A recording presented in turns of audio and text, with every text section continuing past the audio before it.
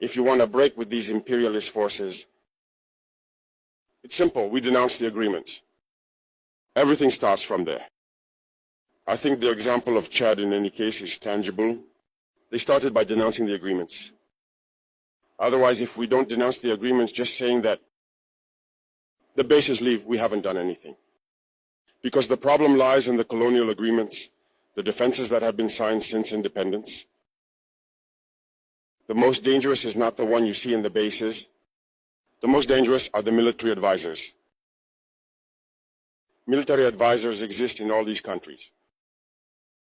They existed in Burkina as well until the end of 2022, until we took responsibility. And who are these military advisors? They are the ones who are supposed to implement France's policy here. They must work to make our armies very weak so that France can always have the argument to exist here.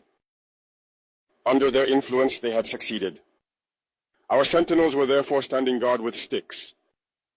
That's what France wants from our armies. When we reach this stage, we have no choice but to want them to come and settle.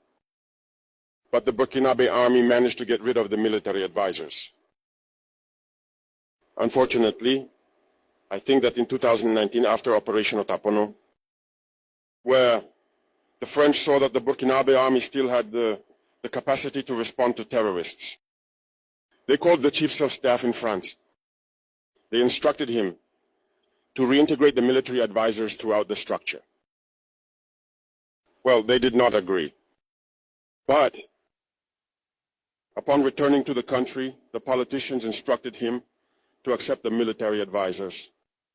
And that's when the military advisors returned to the Burkinabe army in 2019.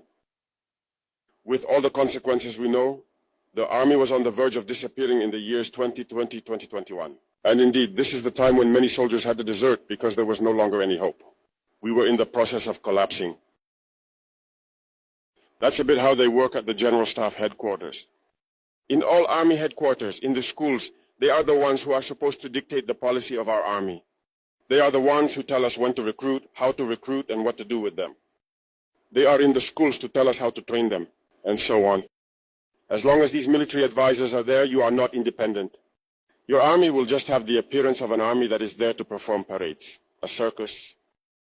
But when war comes, you will realize that a parade is one thing, but war is another thing.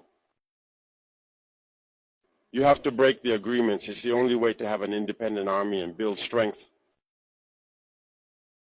But many people do not understand this, perhaps.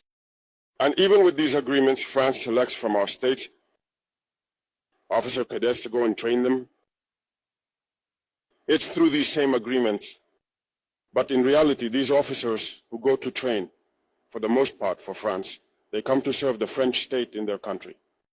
They do not come to serve our countries. They train them so that they come to serve the interests of the French state. I can provide evidence of this. When we revolted, many officers in Burkina who were trained in France were immediately contacted to tell them that it was time to take action because you were trained for this, to serve France's interests. Most of these officers reported back to us. We took note and we continued to monitor. When an officer trained in France returns to his country and unfortunately dies, either by accident or on the battlefield. In France, there is a night of tribute to the fallen in the army, as there is everywhere else. During the night of tribute to the fallen, the name of the officer in question is mentioned, and it is said, died for France. They do not train him to serve his country, they train him to serve their state. And in many African states, there are plenty of such officers.